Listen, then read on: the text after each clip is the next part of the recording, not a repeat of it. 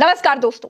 भारत के पत्रकारों का दावा है कि देश की राजनीति में भूचाल आने वाला है। एक प्रज्ञा जी, मैं ब्रेकिंग आपको ये बताना चाह रहा हूं कि उत्तर प्रदेश ही नहीं, भारत की राजनीति में कुछ बड़ा होने जा रहा है। बड़ा होने का मतलब मैं डिकोड अभी नहीं कर सकता हूं, लेकिन आरएसएस और बीजेपी का जो गुजराती लॉबी है उसमें भी भयंकर ठनी हुई है। दोनों ओर से सहजता नहीं है। आपको भाजपा में भी अभी बड़ी बड़ी चीजें देखनी पड़ेंगी। उसके लिए हो सकता है अगले महीने के फर्स्ट वीक का इंतजार आपको करना पड़े, क्योंकि आप देख रहे हैं कि मोदी जी का, अगर आप देखें पिछले कुछ महीनों से, कुछ दिनों से आचरण बदल गया है।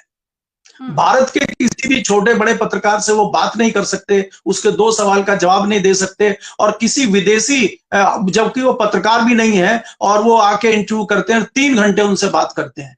और आप ये मजे की बात ये देखिए कि मोदी जी को जो लैंग्वेज आती है वो उन जनाब को नहीं आती, और उन जनाब को जो लैंग्वेज आती है मोदी जी को नहीं आती, और फिर भी आपका 3 घंटे का इंटरव्यू है। तो ये क्या चीज है? तो इसलिए जो चीजें दिख रही हैं उनके पीछे बहुत दर्द छुपा हुआ है, बहुत सारी उथल पुथल छुपी हुई है, और वो बहुत जल्द चीजें बाहर आने वाली है। चाहे वो संघ की चीजें आपको बड़ी दिखे, चाहे भाजपा की दिखे, चाहे केंद्र सरकार की दिखे, बहुत बड़ी कुछ चीजें आपको आने वाले 20 से 25 दिनों में दिखाई देंगी। ऐसा क्या बड़ा होने जा रहा है, इसको समझने के लिए आपको एक बात समझनी पड़ेगी। भाजपा जो दुनिया की सबसे बड़ी पार्टी है, उसको राष्ट्रीय अध्यक्ष खोजे नहीं मिल रहा है। 7 बार बीजेपी राष्ट्रीय अध्यक्ष का ऐलान टल चुका है, क्योंकि गुजरात लॉबी जो नाम दे रही है वो संघ को पसंद नहीं आ रहा है, और जो नाम संघ दे रहा है वो गुजरात लॉबी को फूटी आंख नहीं भा रहे हैं। संजय जोशी और वसुंधरा राजे के नाम को गुजरात लॉबी ने पहले ही कचरा पेटी में डाल दिया। अब जो नाम संघ ने आगे रखा है उसने गुजरात लॉबी को और बड़ा जोर का झटका दे दिया है, और वो नाम है योगी आदित्यनाथ का।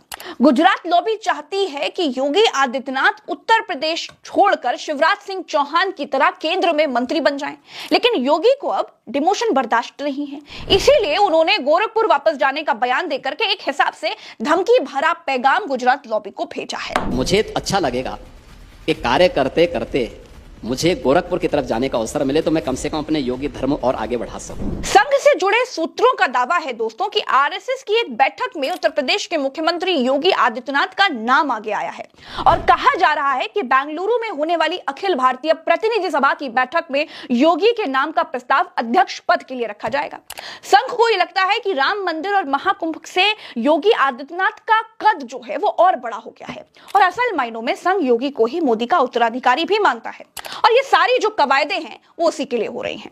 दोस्तों, बीजेपी अध्यक्ष के लिए कई नामों पर मंथन हुआ, जैसे वसुंधरा राजे का नाम, शिवराज सिंह चौहान का नाम, संजय जोशी का नाम, पुरंदेश्वरी का नाम, प्रहलाद जोशी का नाम। लेकिन दोस्तों, दिक्कत ये हुई कि इनमें से कोई नाम ऐसा नहीं है जिस पर गुजरात लॉबी और संघ दोनों एक साथ सहमत हो जाएं। हालांकि नाम तो योगी आदित्यनाथ का भी वैसा ही है जिस पर मोदी और शाह तैयार नहीं होंगे।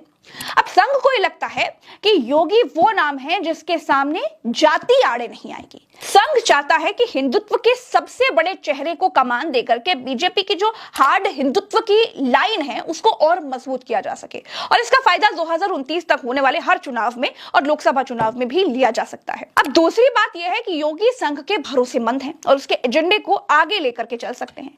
बटोगे तो कटोगे वाला बयान देकर के योगी ने अपनी इमेज को संघ की नजरों में और मजबूत तो किया ही है, लेकिन योगी के नाम से असल जो परेशानी है वो मोटा भाई को है। वो मोदी के बाद खुद को प्रधानमंत्री मानते हैं। उनके लिए योगी का 1% भी मजबूत हो जाना नुकसान करने वाला है। 2024 के लोकसभा चुनावों में बीजेपी का उत्तर प्रदेश में प्रदर्शन बेहतर नहीं रहा है।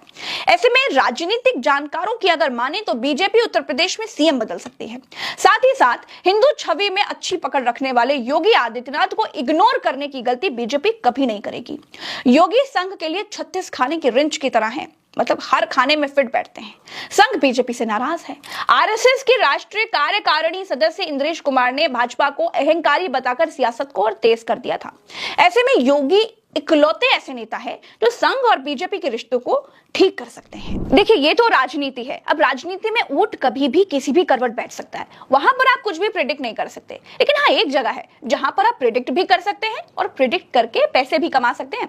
देखिए दोस्तों, अगर आप स्टॉक मार्केट में रुचि रखते हैं और मार्केट को प्रेडिक्ट करना चाहते हैं, और काफी लोग फ्यूचर्स और ऑप्शंस में भी ट्रेडिंग करना चाहते हैं, क्योंकि देखिए इसमें चाहे बाजार ऊपर नीचे हो जाए, दोनों ही स्थिति में अच्छी कमाई होती है, वो भी बहुत कम समय में। पर बाजार में इतनी तकनीकी के साथ लोगों को पता नहीं होता कि आखिर शुरुआत करें कैसे। तो इसके लिए एक प्लेटफॉर्म है मार्केट वुल्फ, जिस पर आप ये सभी प्रेडिक्शन कर सकते हैं। दोस्तों, मार्केट वुल्फ ये एक सेबी रजिस्टर्ड प्लेटफॉर्म है जहां पर आप बिना किसी डीमैट अकाउंट के ट्रेडिंग कर सकते हैं। साथ ही साथ इस प्लेटफॉर्म की कोई मेंटेनेंस फीस भी चार्ज नहीं करता है। आप सिर्फ 99 रुपए में लाइफ टाइम ट्रेडिंग प्लेटफॉर्म पा सकते हैं। चलिए अब मैं आपको दिखाती हूं कि इसका इस्तेमाल कैसे करते हैं। ये देखिए, मैंने मार्केट वुल्फ ऐप को ओपन किया और मैंने ये पिन डाल दिया, इसे लॉगिन कर लिया। अब मैंने सिलेक्ट किया इजी वे टू ट्रेड वाला ऑप्शन। अब मैं सिलेक्ट कर सकती हूँ कि मुझे किस में ट्रेड करनी है। चलिए मैं निफ्टी चूज कर लेती हूँ। यहाँ दिख रहे ट्रेड्स को देखकर मुझे लग रहा है कि ये ऊपर जाएगा। अब मैं यहाँ पर एक अमाउंट चूज कर लेती हूँ और अब के ऑप्शन को सिलेक्ट कर लेती हूँ और लास्ट में मुझे चूज करना है फास्ट या फास्टर।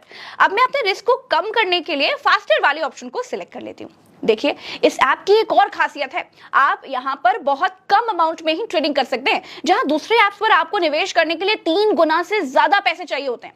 अब इसके साथ ही इसका एक अलग फीचर भी है दोस्तों, जो है स्टॉप लॉस का, जो आपकी ट्रेड पर स्टॉप लगा देता है अगर आप लॉस की एक लिमिट तक रीच कर जाते हैं। और इसी फीचर के लिए ये बिगनर्स के लिए एक बेहद सेफ और आसान प्लेटफॉर्म है। यहाँ पर आप अपने ट्रेड को लाइव मॉनिटर भी कर सकते हैं और इतनी आसानी से देखिए 1248 रुपए का प्रॉफिट बुक हो चुका है, जो कि 8% है, और वो भी इतने कम समय में। मार्केट वुल्फ ऐप आपको पूरी तरह से ट्रेडिंग में मदद करता है। यहाँ पर सेबी रजिस्टर्ड विश्लेषकों की एक टीम है जो आपको फ्री में एडवाइस प्रोवाइड करती है। तो अगर आपको आइडिया नहीं है कि किस में ट्रेड करना चाहिए तो टेंशन मत लीजिए, बस इसके विश्लेषकों की एडवाइस लीजिए। देखिए, ये चार्ट है मार्च के फर्स्ट वीक का, जहां पर ट्रेडर्स ने एक हफ्ते में 30,410 रुपए का प्रॉफिट बुक किया है, वो भी इनके ट्रेडिंग रिकमेंडेशन के जरिए। यहाँ पर इनका कोई कमीशन नहीं होता है, सारा प्रॉफिट आपके अकाउंट में आता है। इस ऐप का इस्तेमाल करना बेहद आसान है, तो आप तुरंत जाइए और इसे चेकआउट करिए। लिंक डिस्क्रिप्शन में दे दिया है और कमेंट बॉक्स में पिन कर दिया है। पहले सीखिए, फिर शेयर मार्केट में उतरिए, लालच से बचिए। दुनिया में कहीं भी किसी भी ट्रेड में जोखिम तो होते ही हैं, तो समझ के साथ ट्रेडिंग करें। दोस्तों, योगी आदित्यनाथ 25 मार्च को उत्तर प्रदेश के मुख्यमंत्री के रूप में 8 साल पूरे करने जा रहे हैं। 52 साल के योगी आदित्यनाथ 1998 में महज 26 साल की उम्र में ही लोकसभा सांसद बन गए थे। और वहीं नरेंद्र मोदी 52 साल की उम्र में अपनी पहली बारी यानी कि पहली बार चुनावी राजनीति में आए थे। मोदी की चुनावी राजनीति की जो शुरुआत हुई वो मुख्यमंत्री बनने से हुई और योगी आदित्यनाथ की लोकसभा सांसद बनने से हुई। योगी के समर्थक उनको मोदी के बाद प्रधानमंत्री के रूप में देखना चाहते हैं, लेकिन एक खेमा ऐसा भी है जो ये कहता है कि मोदी और अमित शाह योगी को पसंद नहीं करते हैं। 14 जुलाई 2024 को लखनऊ में बीजेपी की बैठक चल रही थी। बीजेपी के राष्ट्रीय अध्यक्ष जेपी नड्डा की मौजूदगी में उत्तर प्रदेश सरकार के 2 शीर्ष नेताओं ने उत्तर प्रदेश के भीतर बीजेपी के खराब प्रदर्शन की अलग अलग वजह गिनवाई थी। योगी आदित्यनाथ ने अति आत्मविश्वास को उत्तर प्रदेश में खराब प्रदर्शन का कारण बताया था और वहीं दूसरी तरफ उप मुख्यमंत्री केशव प्रसाद मौर्य ने संगठन के सरकार से बड़े होने की बात कह दी थी। मुख्यमंत्री और उप मुख्यमंत्री दोनों ने उत्तर प्रदेश में खराब प्रदर्शन के अलग अलग कारण बताए, लेकिन केशव प्रसाद मौर्य की बात को, उनके बयान को योगी आदित्यनाथ के योगी सरकार के खिलाफ टिप्पणी के रूप में देखा गया था। केशव प्रसाद मौर्य का कहना था, वो ये कहना चाह रहे थे कि उत्तर प्रदेश की योगी सरकार पार्टी से बड़ी हो गई है। दूसरी तरफ योगी ने कहा था कि केंद्रीय नेतृत्व अति आत्मविश्वास में था। मौर्य और योगी की अलग अलग टिप्पणियों को भी योगी बनाम मोदी और अमित शाह के रूप में देखा गया था। केशव प्रसाद मौर्य को अमित शाह का विश्वास पात्र माना जाता है। पिछले साल हुए लोकसभा चुनावों में बीजेपी को स्पष्ट बहुमत नहीं मिला था। इससे उत्तर प्रदेश में बीजेपी को सबसे बड़ा झटका लगा था। बीजेपी को 2024 के लोकसभा चुनाव में उत्तर प्रदेश में 80 में से केवल 33 सीटों पर जीत मिली थी, जबकि 2019 के लोकसभा चुनाव की बात करें तो उसमें कुल 62 सीटों पर जीत मिली थी। यानी 2019 के लोकसभा चुनावों की तुलना में बीजेपी को उत्तर प्रदेश में 29 सीटें कम मिली और 2014 की बात करें तो उसकी तुलना में 38 सीटें कम मिली। 2014 के लोकसभा चुनावों में बीजेपी को उत्तर प्रदेश में 80 में से 71 सीटों पर जीत मिली थी। जब बीजेपी की कमान अटल आडवाणी के पास थी, तब से योगी आदित्यनाथ बीजेपी नेतृत्व को खुली चुनौती दे रहे हैं। योगी को इसी अतीत के आईने में कई बार मोदी और शाह के नेतृत्व वाली बीजेपी में देखा जाता है। मोदी और शाह ने कई बार ऐसे फैसले लिए हैं जिससे योगी को असहज करने वाला माना गया। जैसे 2016 में बीजेपी ने शिव प्रताप शुक्ला को राज्यसभा सांसद बना दिया था। एक तरीके से सक्रिय राजनीति में शिव प्रताप शुक्ला की 14 साल बाद वापसी हुई थी। शुक्ला को राज्यसभा सांसद बनाने के 1 साल के बाद मोदी सरकार के पहले कार्यकाल में वित्त राज्य मंत्री बना दिया गया था। मोदी और शाह के इस फैसले को योगी आदित्यनाथ के लिए एक संदेश के रूप में देखा गया था। दोस्तों, शिव प्रताप शुक्ला गोरखपुर शहर से 89, 91, 93 और 96 में लगातार 4 बार विधायक चुने गए थे। 2002 में योगी आदित्यनाथ ने बीजेपी पर शिव प्रताप शुक्ला को टिकट नहीं देने का दबाव डाला था, लेकिन पार्टी नहीं मानी थी। इसके जवाब में योगी आदित्यनाथ ने अपने सहयोगी रहे राधा मोहन दास अग्रवाल को शुक्ला के खिलाफ निर्दलीय उतार दिया था। इसका नतीजा यह हुआ था कि शुक्ला चुनाव हार गए। इसके बाद इस इलाके में बीजेपी पूरी तरह से योगी के नियंत्रण में आ गई और शिव प्रताप शुक्ला को पूरी तरह से किनारे होना पड़ा था।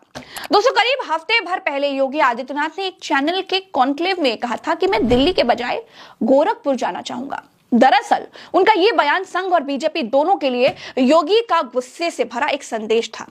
संघ समझ गया कि योगी आदित्यनाथ का ऐसा कहना बीजेपी के समर्पित हिंदू वोटर्स को नाराज कर सकता है और इसका खामियाजा भी भुगतना पड़ सकता है। संघ के सूत्रों की अगर माने तो इसीलिए अचानक योगी का नाम बीजेपी अध्यक्ष के लिए आगे बढ़ा दिया गया है। यहां पर एक और खबर है दोस्तों, उस पर गौर करना चाहिए। 11 साल से देश के प्रधानमंत्री की कुर्सी पर काबिज नरेंद्र मोदी पहली बार 30 मार्च को संघ मुख्यालय जा रहे हैं, जहां वो मोहन भागवत से मुलाकात करेंगे। यानी संघ और बीजेपी के बीच सब कुछ ठीक तो नहीं दिख रहा है और शायद इसीलिए अब इस कोल्ड वॉर को खत्म करने की कोशिशें हो रही हैं। जाहिर सी बात है दोस्तों कि संघ मोदी पर दबाव बनाएगा कि वो योगी आदित्यनाथ को राष्ट्रीय अध्यक्ष के तौर पर स्वीकार कर ले और मोदी के सामने कोई दूसरा ऑप्शन भी शायद ना हो। कहा यह जा रहा है कि अप्रैल के पहले हफ्ते में पूरी तस्वीर साफ हो जाएगी। अगर योगी आदित्यनाथ अध्यक्ष बनते हैं तो आप ये मानिए कि बीजेपी गुजरात लॉबी के कंट्रोल से पूरी तरह से बाहर हो सकती है। फिलहाल तो इस वीडियो में इतना ही, हमें दीजिए इजाजत। नमस्कार।